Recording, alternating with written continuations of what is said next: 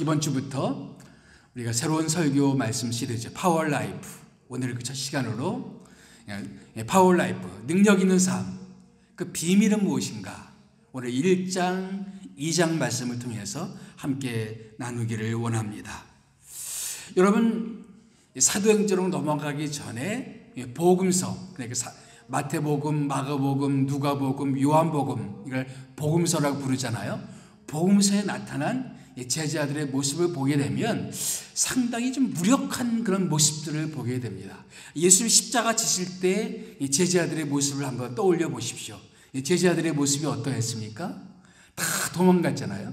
다 도망가고, 베드로 같은 사람은 어떻게 했습니까? 예수님께서 제사장이 잡혔을 때 거기까지 따라가긴 따라갔지만 어떻게 했어요? 3번이나 예수님을 부인했던 그런 전력이 있었던 그런 제자들입니다. 그러니까 상당히 좀 담대하지 못한 예수님의 제자들의 모습을 볼 수가 있습니다. 예수님의 부활을 경험하면 좀 달라졌을까요? 우리 이 말씀 한번 볼까요?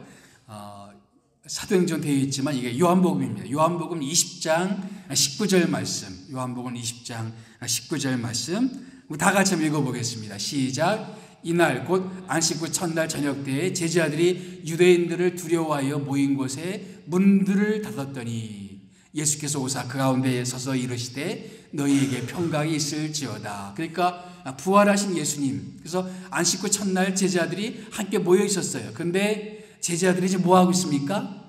유대인들을 두려워해서 문을 꼭 잠그고 그렇게 모여 있는, 벌벌 떨고 있는 제자들의 모습을 볼 수가 있습니다. 그런 가운데 예수님께서 그 가운데 임했다는 모습이죠.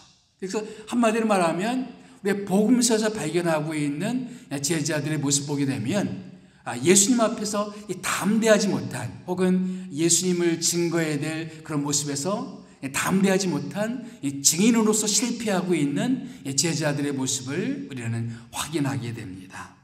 그런데 또 복음서에서 발견하는 제자들의 두드러진 특징 가운데 한 가지는 뭐냐면은 제자들이 서로 하나 되지 못했어요. 특별히 이것이 잘 드러나지 않다가 마지막 6개월을 남겨두고 예수님이 저 북쪽에 있는 가이사랴 빌립보라는 곳에서 제자들에게 너희는 나를 누구라 하느냐 물었을 때 베드로가 뭐라고 대답합니까?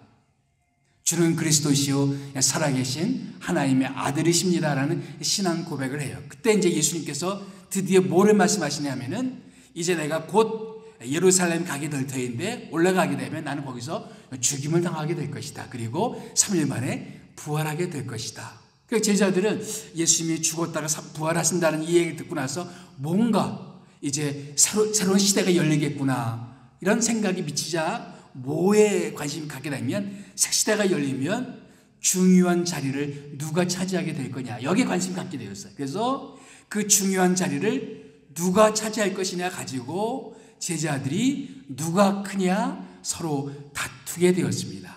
예수님이 십자가 지시기 전에 3번 자기의 죽음을 미리 예고했습니다. 이것을 뭐라고 부르냐면은 순환 예고라고 불러요. 그래서 1차 예고, 2차 예고, 3차 예고가 있어요. 근데 그때마다 빠지지 않은 장면이 뭐냐면은 그 얘기를 듣고 제자들이 다투는 모습이에요. 심지어 예수님의 그 제자 중에 야고보와 요한이 있었잖아요. 이 두 사람은 제가 어머니까지 동원합니다. 그래서 어머니를 동원해서 청탁을 합니다. 예수님 새 시대가 열리게 되면 내 아들 하나는 예수님 우편에, 하나는 좌편에, 쉽게 말하면 한국식으로 말하면 좌의정 우의정에 앉혀주십시오. 가장 요직에 내 아들들을 앉혀주십시오라는 청탁까지 하는 장면이 나옵니다. 그렇게 끝까지 제자들의 모습 보면 다투는 모습이었어요. 그래서 예수님이 십자가 지시기 전날 밤에 하셨던 특별한 의식 중에 한 가지가 뭐였습니까? 뭐였죠? 발을 씻기는 세족식을 했잖아요. 그 이유가 뭡니까? 내가 너희들의 스승이 되어서 너희들 발을 씻기는데 이제 너희들도 서로 종이 되어서 서로를 씻겨주고 서로 사랑하는 모습을 보여주었으면 좋겠다. 왜 예수님은 죽기 전날 밤에 이런 말씀을 나눴을까요? 그때까지 제자들의 모습이 하나 되지 못했다는 얘기예요. 그리고 예수님이 마지막으로 기도하는 제자들을 위해서 마지막으로 중보 기도하는 장면이 요한복음 17장 한 장을 할애해서 남겨져 있는 제자들을 위해서 기도하는데, 제자들을 위해서 기도하는 가장 중요한 기도의 제목 중에 한 가지가 이 제목이었습니다. 요한복음 17장 21절 말씀 보게 되면 무슨 기도의 제목을 합니까? 이 제자들이 어떻게 해요? 아버지여, 아버지께서 내 안에, 내가 아버지 안에 있는 것 같이 그들도 다 뭐가 돼요?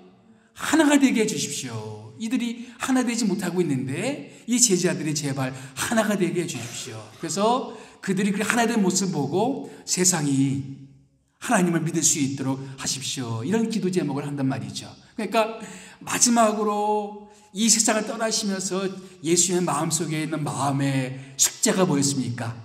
제자들이 하나 되지 못한 그런 모습이었어요. 그런데 사도행전을 넘어가면 이런 제자들의 모습이 다 변했다는 거예요. 두려워 벌벌 떨던 제자들이 담대하게 나가서 담대하게 예수님을 증거하고 있는 능력 있는 그런 담대한 예수님의 증인의 모습을 보여주고 있단 말이죠. 정말 이 사도행전 넘어오기 전까지는 제자들이 서로 다투고 서로 나눠지고 하나 되지 못한 모습이었는데, 사도행전 넘어가니까 제자들이 다 하나가 되어 있는 그런 모습을 볼 수가 있습니다. 이런 변화는 도대체 어디서 오는가? 이런 증인으로서 실패했던 모습, 또 하나 되지 못했던 그런 모습 속에서 정말로 그들이 하나 되는 모습을 보였단 말이죠. 사실은 이런 모습들을 통해서 우리는 예수님이 제자들의 기대하는 바가 뭔지를 알 수가 있어요. 왜 예수님께서는 12명의 제자들을 불러 모으셨을까요? 11명도 아니고 13도 아니고 왜 꼭 12명의 제자를 삼으셨을까요? 12이라는 의미는 뭡니까? 구약 성경에 이스라엘 지파가 몇 지파였어요? 12지파였죠. 그래서 12이라는 숫자는 뭐냐 하면은 하나님의 백성을 상징하는 거예요. 하나님의 백성을 상징하는 숫자가 12입니다. 그러니까 예수님은 12명의 제자를 통해서 이제 새로운 하나님의 백성은 이스라엘이 아니라 누구다? 바로 내 제자들. 그래서 이 제자들이 바로 교회가 될 것을 미리 염두에 두시고 12명의 제자들을 뽑으신 것입니다. 다시 말하면 12명에 대한 그 기대는 뭐에 대한 기대냐면은 바로 교회에 대한 기대입니다. 교회가 이 세상 가운데서 능력 있는 증인의 모습이 되기를 원하는 거예요. 담대하게 예수를 전하는 모습이 되기를 원하는 겁니다. 그리고 또 뭡니까? 이 교회가 하나 되는 모습을 보여주는 거예요. 하나 되는 공동체. 그것이 주님께서 이 교회를 향한 그런 기대를 요약한 것을 보십니다. 이 세상에서 담대한 증인의 모습으로 살아가는 모습. 땅끝까지 가서 주의 복음을 증거하는 그런 선교 공동체, 증인 공동체가 되길 원하는 것이 예수님의 기대입니다. 또 한 가지는 뭡니까? 교회가 하나 되는 거예요. 사랑의 공동체가 되는 것입니다. 그래서 세상 사람들이 이 교회의 모습을 보고 와, 하나님이 살아계시는구나를 느낄 수 있도록 교회가 하나 되는 모습을 예수님이 기대한다는 것이죠. 우리 각자는 다 하나님의 교회들입니다. 교회는 여기 모여 있는 사람, 이것도 교회지만 우리 각자 여기 있는 한 사람 한 사람이 다 교회예요. 교회를 여러분을 향한 주님의 기대가 뭡니까? 여러분이 있는 세상 속에서, 여러분이 있는 삶의 현장 속에서 여러분이 담대한 예수님의 증인이 되기를 원하는 것입니다. 예수님을 증거하고 예수님을 드러내는 그런 증인이 되기를 원하는 겁니다. 또 여러분들이 하나가 되어서, 우리가 믿는 성도들이 하나가 되어서 세상 가운데 우리는 정말 다르다, 저 사람들은 좀 다르다라는 것을 보여주기를 원하시는 겁니다. 그런데 우리는 사도행전 이전의 제자들처럼 예수님의 증인으로서 실패하고 하나님 예수님의 증인 되기에는 너무나 무력한 모습, 실패한 모습, 또한 하나 되어야 될 교회의 모습이, 우리들의 모습이 늘 다투고 싸우고 나눠지고 하는 그러한 실망스러운 모습으로 우리가 지금까지 지내왔을지 모른단 말이죠. 그래서 우리들에게는 사도행전의 역사가 필요합니다. 사도행전에 넘어가서 이 제자들의 모습이 확 뒤바뀌었던 것 같이 우리들의 모습이 그렇게 변화되었으면 좋겠다. 과연 그런 제자들이 그런 파워라이프, 능력 있는 삶을 살게 된 그 비밀은 어디에 있었느냐? 그 비밀을 함께 나누었으면 좋겠습니다. 첫 번째 우리가 사도행전에서 기억해야 될 첫 번째는 뭐냐면은 바로 이 말씀입니다. 사도행전 1장 4절 말씀 다 같이 뭡니까? 아버지께서 약속하신 것을 기다리라. 뭐를 기다리라? 아버지께서 약속하신 것. 이 약속하신 것이 뭘까요? 아버지께서 약속하신 것이 뭘까요? 바로 그 다음 절에서 설명하십니다. 다 같이 시작. 너희는 몇 날이 못되어 성령으로 세례를 받으리라. 예수께서 말씀하신 것이 뭐냐면은 성령을 받는 겁니다. 성령을 받는 것. 성령으로 세례를 받는 것. 세례는 그래서 여러분 혹시 교회 오래 다니신 분들은 성령 세례 이런 말 들어보셨습니까? 성령 세례. 이 성령 세례란 말이 여기서 나온 말입니다. 성령으로 세례를 받으라. 원래 원문을 말하면 침례가 되겠죠. 침례가 뭡니까? 물에 완전히 잠기는 것을 말하잖아요. 다 같이 우리 성령으로 완전히 푹 잠기는 것. 그래서 그냥 성령을 조금 맛보는 정도가 아니라 성령에 푹 잠겨서 성령을 충분히 경험하는 그런 역사가 있게 될 것이다. 몇 날이 못 내서 너희들은 성령에 의해서 완전히 압도되는 그런 일들을 경험하게 될 것이다 라는 말씀입니다. 질문이 있어요. 그러면 그 이전에는 사람들은 성령을 경험하지 못했나요? 구약 성경을 보게 되면 하나님의 영이 특별한 사람들에게 임했던 것들을 볼 수가 있어요. 그렇죠? 그래서 요셉이나 다니엘이 꿈을 해몽했잖아요. 그때 성경을 보게 되면 하나님의 영에 감동해서 해몽했다라고 되어 있어요. 하나님의 영에 감동된 사람이다. 삼손이 괴력의 사나이잖아요. 근데 성경을 보게 되면 하나님의 영이 감동하였다 이렇게 되어 있습니다. 사무엘이 다윗에게 기름을 붓는데 뭐라고 표현하냐면 하나님의 영에 감동되었다 표현되어 있습니다. 에스겔이 말씀을 받는데 하나님의 영에 감동되어서 하나님의 예언의 말씀을 받게 됩니다. 그러니까 성령의 역사가 있었어요. 그런데 특징이 있다면은 특별한 사람들에게만 성령이 임했었어요. 몇몇 사람들에게만 성령이 특별히 임했어요. 그리고 성령은 일시적으로만 임했었어요. 그래서 능력이 잠깐 주어졌다가 심지어 거둬가기도 하고, 예를 들면 성경을 보게 되면 사울 왕도 하나님의 영이 임했다, 하나님의 영을 경험했던 사람으로 나와 있어요. 그런데 나중에 하나님의 영이 그를 떠나가십니다. 그래서 임했다가 떠나가는 그런 것을 말하고 있어요. 그런데 여기서 약속하시는 성령으로 세례를 받으리라 이 말씀 뭐냐면은 이제는 성령께서 완전히 우리 안에 거처를 삼으신다라는 것입니다. 그래서 성령 세례는 역사적인 사건을 말하고 있어요. 여러분, 예수님께서 베들레헴에서 탄생하신 것은 단 한 번 있었던 일회적인 사건입니다. 단 한 번 있었던 사건이에요. 그래서 성령 세례도 성령으로 말미암아 성령이 공식적으로, 그동안에는 간헐적으로 특별한 사람들이 임했던 성령이 이제부터는 모든 믿는 사람들에게 완전히 임해서 그 이후로는 계속해서 그 성령이 거처하게 되는 그런 역사의 공식적인 출발점이 바로 성령 세례가 임하는 거예요. 이건 역사적으로 단 한 번 있었던 사건이에요.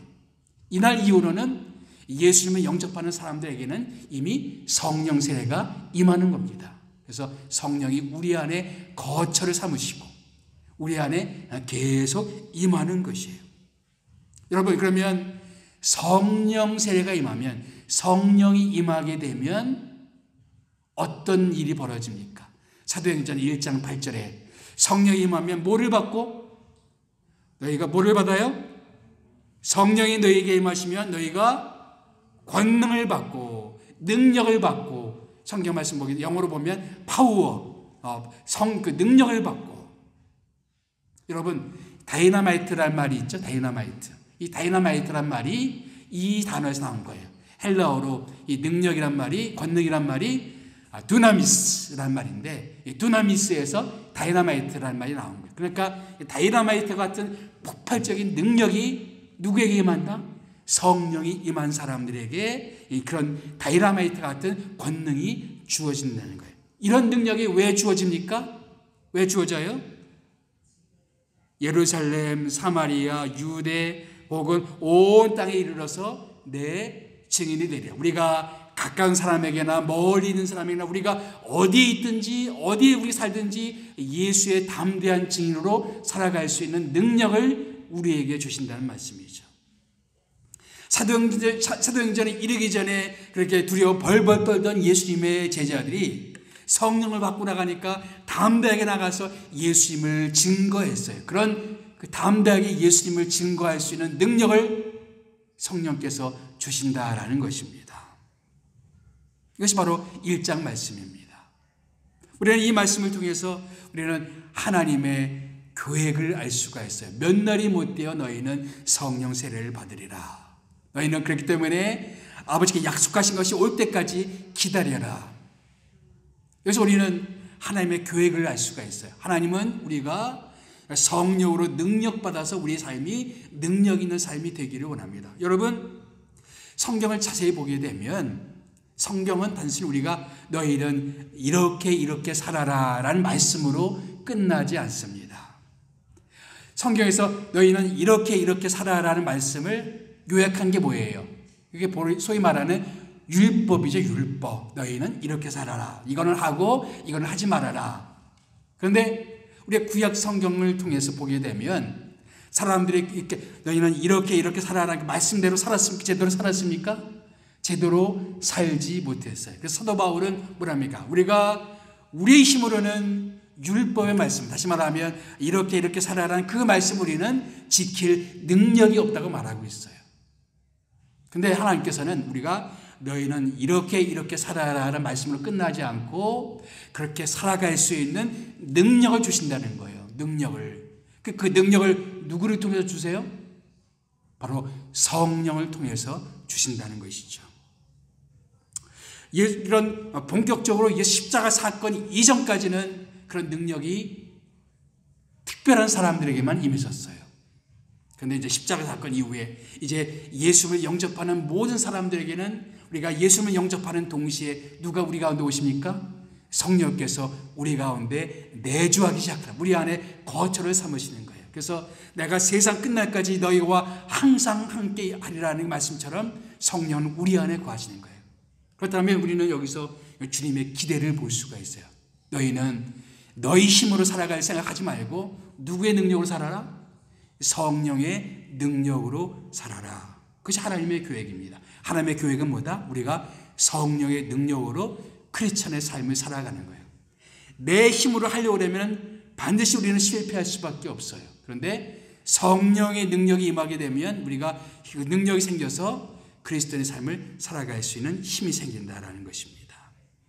사도행전에 또 한 가지 말씀, 또 한 가지 비밀의 말씀 뭐냐면은 역사적인 사건이죠. 그들이 다 성령의 충만함을 받고 사도행전 2장 4절 말씀입니다. 언제 이런 일이 일어났습니까? 사도행전 2장을 보게 되면 오순절 때에 이런 일들이 일어났습니다. 오순 할 때 오순, 이 순자는 뭐냐면은 열을 가리켜 열. 그러니까 오순은 뭡니까? 50을 가리키는 거죠. 50일. 뭐로부터 50일입니까?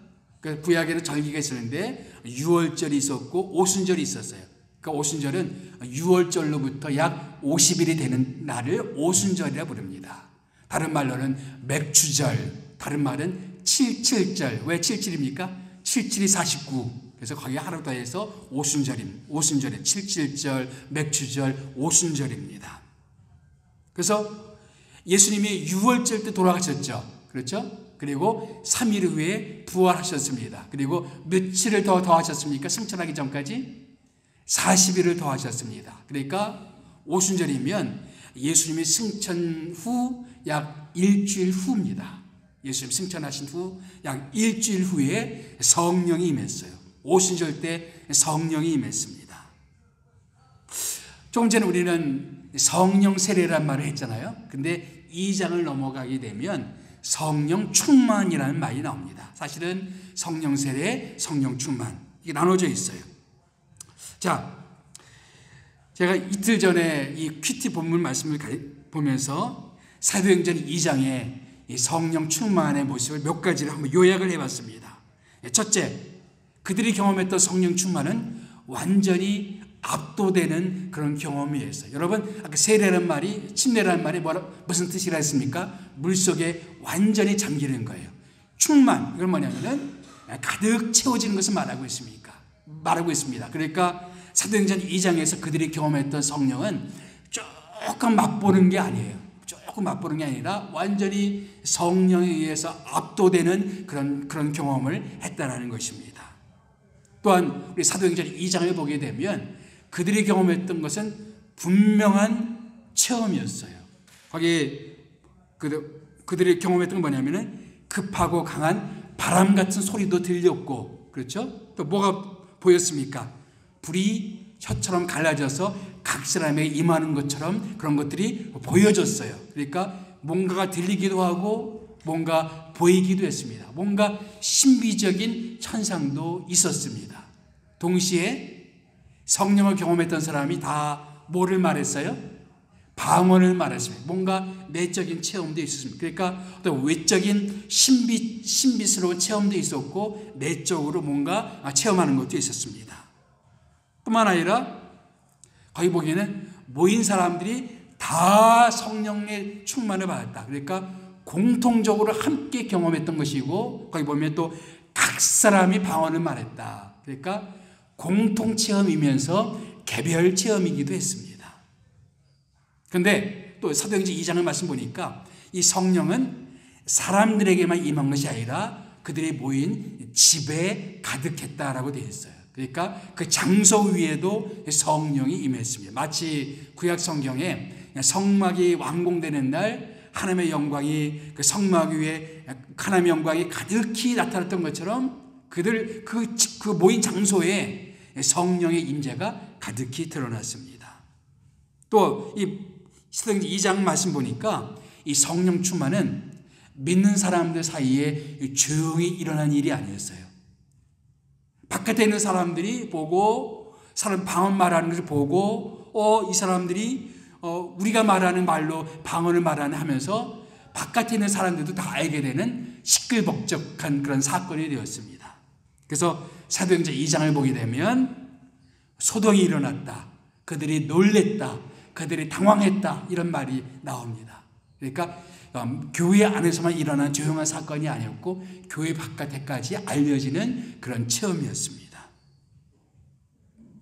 그리고 마지막으로 그들이 성령 충만을 받아서 보니까 다 방언을 말했어요. 방언을 말하면서 근데 이 방언은 알아들을 수 있는 말이 아니라 사람들이 다 알아들을 수 있는 말이었습니다. 쉽게 말하면은 요즘 말로 말하면 사람들이 방언을 말하는 어떤 사람은 영어로 말하고 어떤 사람은 중국어로 말하고 어떤 사람은 일본어로 말하고 어떤 사람은 스페인어로 말하고 그래서 중국에서 온 사람, 스페인에서 온 사람, 미국 사람이 이 사람 우리말을 하네라고 알아듣게 되었어요. 그래서 사람들이 깜짝 놀란 거예요. 어떻게 우리 난곳 방언으로 우리나라 말로 이 사람들이 말을 하느냐 하면서 놀라는 장면이 사도행전 2장에 나옵니다. 이것은 뭐냐면은 복음으로 성령 충만함 경험한 사람들은 이제 세계 방방 곳곳에 나가서 복음을 전파해야 된다는 것을 암시해주는 상징적인 사건인 것입니다. 아까 성령 세례는 단 한 번 있는 사건이라고 했죠. 어제가 저희 부부의 33년 결혼 기념일이었습니다. 이 성령 세례는 마치 결혼식과 같아요. 이 부부가 아무리 사랑이 충만해도 매년 결혼식을 하지는 않습니다. 매달 결혼식을 올리진 않아요. 결혼식은 1년에 단 한 번이 1년이 아니라 평생에 한 번이 있는 거예요. 그런데 계속해서 이 결혼해서 이루는 가정이 이 사랑이 식어지지 않도록 사랑의 불꽃이 꺼지지 않도록 계속 사랑을 잘 가꾸어 나가고 계속 충만해지도록 하는 것입니다. 그런데 어떻게 보면 어떤 가정들은 결혼식을 이루었지만 사랑이 충만하지 않은 그런 부부 관계들도 상당히 많이 있어요. 마찬가지로 우리가 예수 믿음으로 말미암아 성령을 경험했지만 성령의 충만을 경험하지 못하는 수많은 사람들이 있단 말이죠. 그렇기 때문에 우리가 예수 믿을 때 우리는 모든 사람 다 성령이 우리 안에 내주하시는 성령 세례를 다 경험합니다. 이것은 단 한 번 있는 겁니다. 이것은 우리가 예수님을 영접하는 순간에 모든 사람들 가운데 성령이 임하는 사건이에요. 이것은 우리의 일생 가운데 단 한 번 있는 유일한 사건이에요. 우리가 예수님을 내 마음속에 모시는 순간 이제 한 번 우리에게 임하는 성령은 결코 떠나지 않습니다. 그래서 내가 세상 끝날까지 너희와 항상 함께하리라. 성령 세례는 단 한 번이 있는 사건입니다.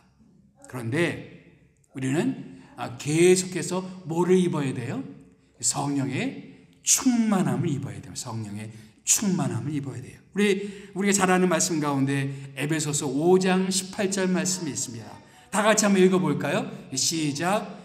술 취하지 말라. 이런 방탕한 것이니 오직 성령의 충만함을 받으라.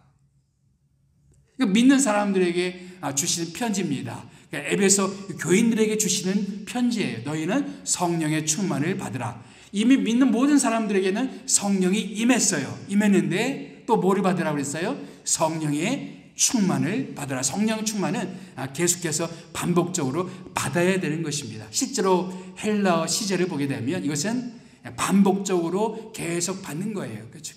그래서 우리는 믿는 사람들은 계속해서 성령의 충만을 받아야 된다. 그것이 역사적인 사건인 동시에 우리 믿는 사람들에게는 반복적으로 경험해야 되는 일이다라는 것입니다. 또 한 가지 사도행전 2장을 보게 되면 또 한 가지 놀라운 일이 있습니다. 성령 충만이 드디어 임했습니다. 오순절 때 성령이 임했어요. 그래서 무슨 일이 일어났습니까? 성령 충만이 임해서 어떤 일이 일어났어요? 결과적으로 2장 41절 보니까 놀라운 일이 일어났어요. 3,000명이나 되는 사람들이 모임에 더해지는 기적 같은 역사가 일어나게 되었습니다. 예. 그래서 이때 공식적으로 교회가 출범하게 된 것입니다. 교회는 언제 만들어졌습니까? 이때 만들어진 거예요. 교회의 출발점은 그래서 오순절입니다. 교회의 생일은 오순절 때 만들어진 거예요. 그동안에는 제자들은 예수님을 따르는 예수님의 제자들이었어요. 그렇죠? 그런 모임이었어요. 예수님을 따르는 모임이었죠. 그런데 오순절 때 성령이 임함으로 말미암아 공식적인 모임이 만들어졌어요. 그래서 믿는 자들 가운데 더해지는 모임이 드디어 만들어졌어요. 그 이후로 계속해서 이제 여기저기에서 교회가 만들어지기 시작한 것입니다. 그래서 교회의 생일은 바로 오순절인 것입니다. 성령이 임하자 교회가 임했어요. 그런데 다시 한번 우리는 제자들을 기억해 볼 필요가 있어요. 사도행전 오기 전에 제자들의 두 가지 특징이 있었죠. 첫째는 증인으로서 실패했던 모습, 두 번째는 하나된 공동체로서 실패했던 모습. 그런데 사도행전 2장을 보게 되면 이 두 가지가 온전히 회복되는 것을 볼 수가 있습니다. 2장 14절 말씀 볼까요? 시작. 베드로가 11사도와 함께 서서 소리를 높여 이르되 유대인들과 예루살렘 사는 모든 사람들아 이 일을 너희로 알게 할 것이니 내 말에 귀를 기울라. 계집종 앞에서도 두려워서 예수님을 3번이나 부인했던 베드로였어요.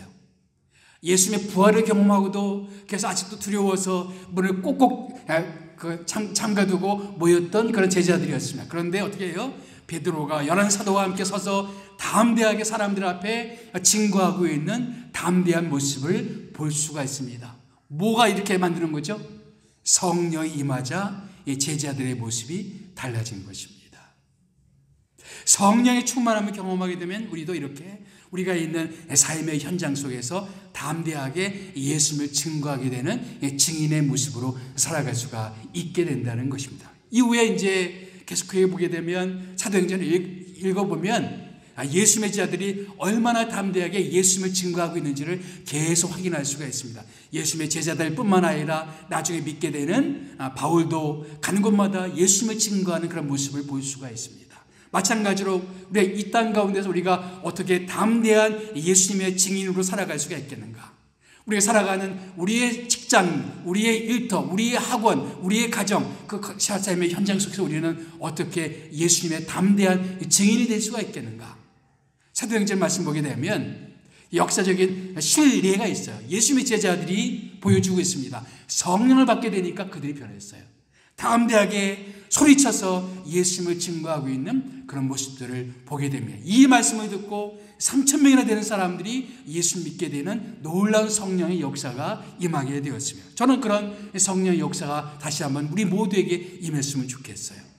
그냥 내가 믿고 있는 기독교 신앙이 부끄러워서 조용히 몰래 식사 기도하는 그런 모습이 아니라 담대하게 내가 그리스도인인 것을 드러내고 사람들에게 내가 믿고 있는 신앙을 담대하게 말할 수 있는, 사람들이 조롱하고 사람들이 그냥 비웃을지언정 내가 예수 믿는다는 사실들을 숨기지 아니하고 내가 있는 곳에서 담대하게 예수님을 드러낼 수 있는 담대한 증인이 되는 모습. 그런데 이것은 우리의 인간적인 기질로 할 수 있는 게 아니에요.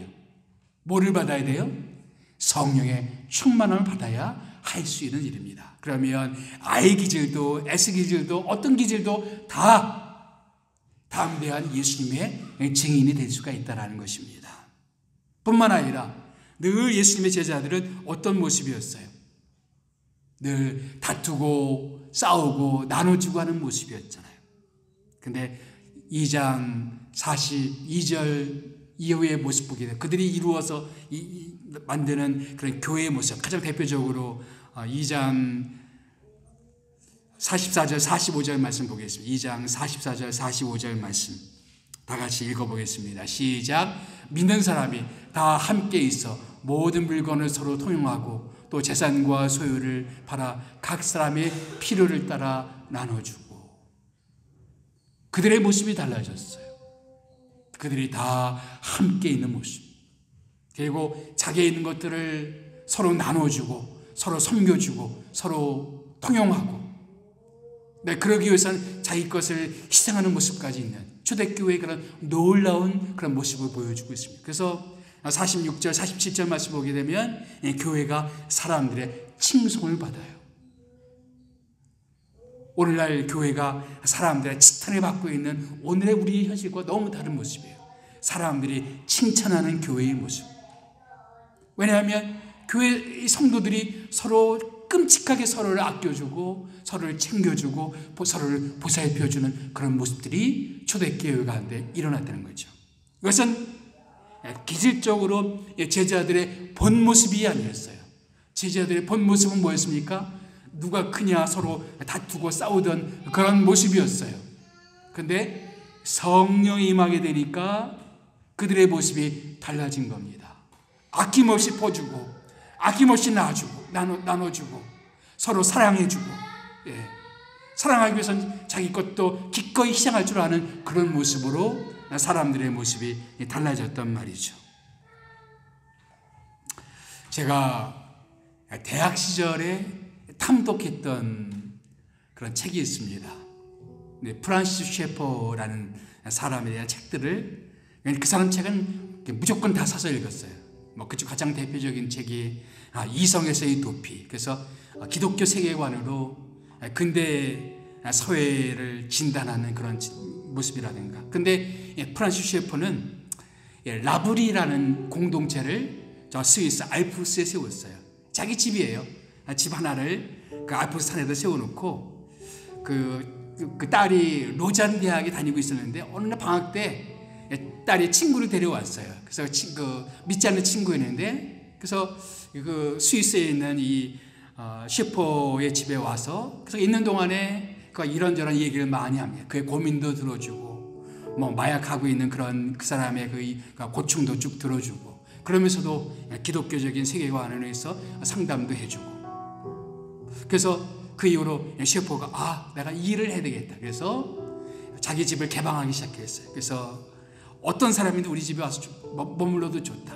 그래서 돈을 받지 않고 얼마든지 머물 수 있도록 해줬어요. 그래서 수많은 청년들이 이 셰퍼 박사의 집에 찾아들기 시작했습니다. 그래서 수천 명의 유럽에 있는 젊은 친구들이 스위스에 있는 셰퍼의 집을 방문하기 시작합니다.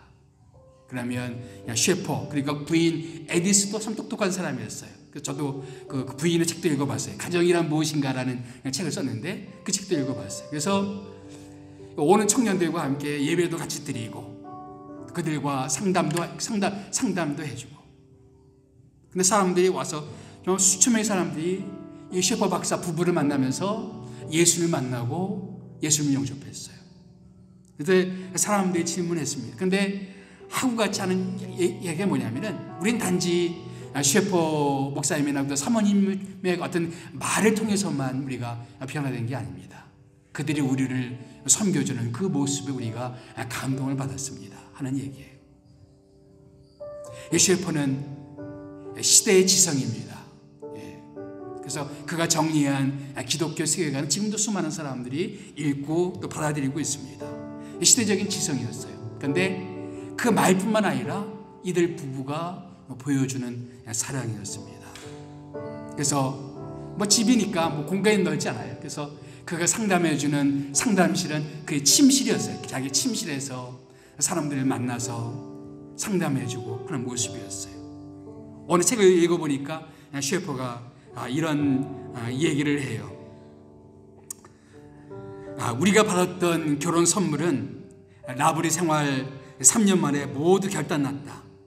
우리의 시트는 찢어졌고 양탄자에 떨어진 담뱃불에 구멍이 났고 우리 집에 마약이 들어오고 방마다 사람들이 토하지 않은 곳이 없었다.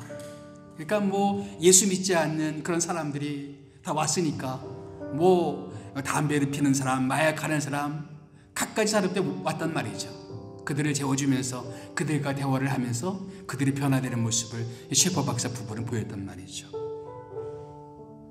그의 아들이 이런 말을 합니다. 제가 읽어보겠습니다. 우리 부모님은 집을 개방했다.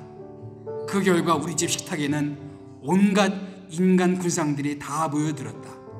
지적 능력도 다양해서 정신질환자부터 옥스퍼드 대학생에 이르기까지 중간에 모든 단계를 망라했다. 어머니와 아버지는 조목조목 하나님을 논증했지만 어떤 말보다도 더 설득력이 있었던 것은 두 분이 기꺼이 희생한 재물과 사생활과 시간이었다. 신변의 위협을 느낀 적도 있었다. 그러나 부모님은 이용당해도 괜찮다라는 마음으로 늘 사람들을 섬겨주었다. 이렇게 말합니다. 이런 사랑의 섬김으로 수많은 유럽의 청년들이 예수를 만나게 되고 변하게 되었습니다.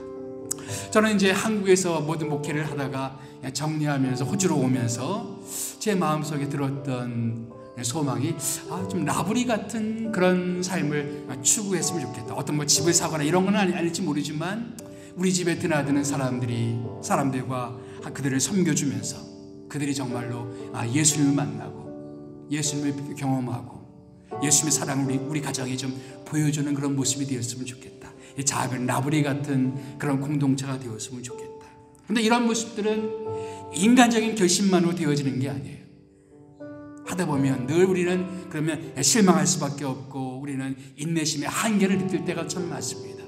그래서 우리에게 뭐가 필요할까요? 성령의 능력이 필요합니다. 초대교회 그 제자들이 늘 다투고 싸우던 그 제자들이 이 성령을 경험하자 이 사랑의 공동체를 이루었던 것 같이 우리들도 마찬가지예요. 우리가 성령을 경험하게 되면 우리들을 통해서 주님의 사랑이 흘러나가고 우리를 통해서 주의 복음이 흘러나가는 그런 모습, 저는 그런 교회 공동체를 꿈꿉니다. 우리들을 통해서 그런 주님의 역사가 나타났으면 좋겠습니다. 그러기 위해서 우리에게 필요한 것이 있다면 이런 능력 있는 공동체의 모습, 이런 능력 있는 예수 증인의 모습이 이루어지기 위해서는 우리는 성령의 충만함을 받아야 합니다. 여러분 모두에게 그런 성령의 능력이 임하기를 주님의 이름으로 축복합니다. 기도하겠습니다.